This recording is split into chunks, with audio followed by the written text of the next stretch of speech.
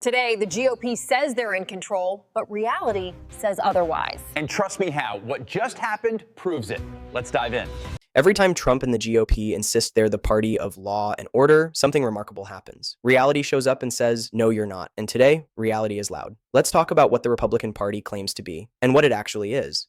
Because lately, the gap between those two things has become so wide, you could park an entire Trump motorcade inside it. For years, we've heard one message from Trump and GOP leadership. We are the party of law and order.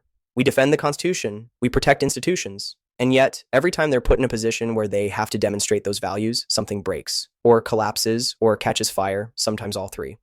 One, the GOP loves law and order, or until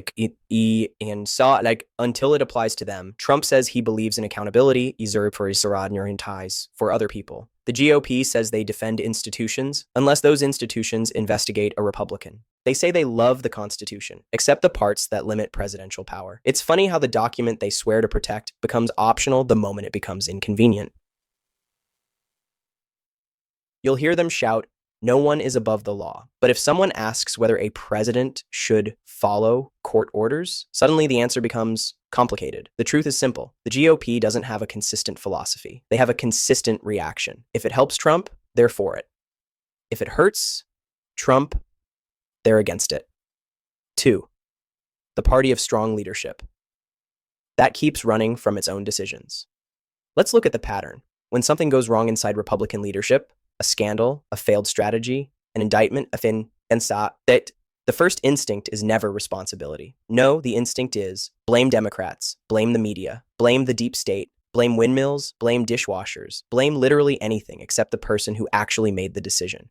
MC Kokan Chambiam. At this point, if gravity caused Trump to trip, the GOP would demand an investigation into whether liberals tilted the earth. Personal accountability, not part of the platform. 3. The GOP's fear of Trump isn't strength. It's dependency. Republican leaders know Trump is unpredictable. They know he publicly undermines them. They know he drags them into scandals they didn't ask for. But here's the part they won't admit. They need him, because without Trump, there's no energy, no fundraising machine, and no base turnout. So rather than lead, they orbit him. They don't have a policy direction. They have a gravitational pull. MC, Trump isn't the head of the Republican Party. He's the algorithm they can't stop trying to appease. 4. The party of small government that wants maximum control. The GOP's brand used to be small government. Now it's government deciding what books people can read, what history teachers can teach, what corporations can say, how elections are run, how federal agencies operate, especially if those agencies investigate them. It's not smaller government. It's government pointed in one direction. MC. When Republicans say they want less regulation, what they mean is less regulation for them, more for everyone else. 5. The GOP's version of reality versus actual reality. Trump's world is built on one rule. If something goes wrong, it must be someone else's fault. So the GOP follows his lead.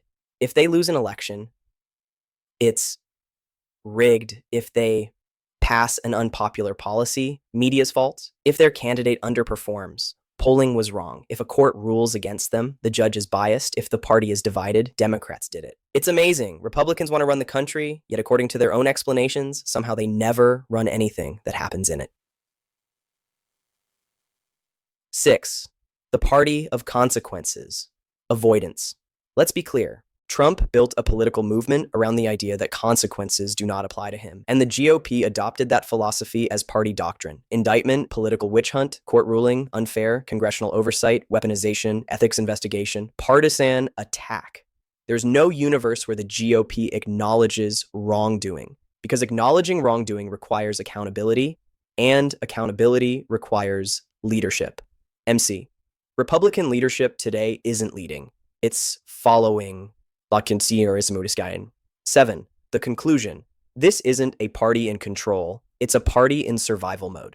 The GOP wants to project strength, but true strength means accepting facts, upholding the law, respecting institutions, telling the truth, and being accountable. Instead, we see a party that runs from accountability, treats Trump as an unchallengeable figure, refuses to correct course, and lashes out at anyone who reminds them what the Constitution actually says. So the next time you hear Trump or the GOP say they're the party of law and order, remember, law is not whatever benefits you. Order is not whatever silences your critics. And leadership is not fear, it's responsibility. The Republican Party doesn't need new messaging. It needs new courage. And until it gets that, the chaos isn't going anywhere.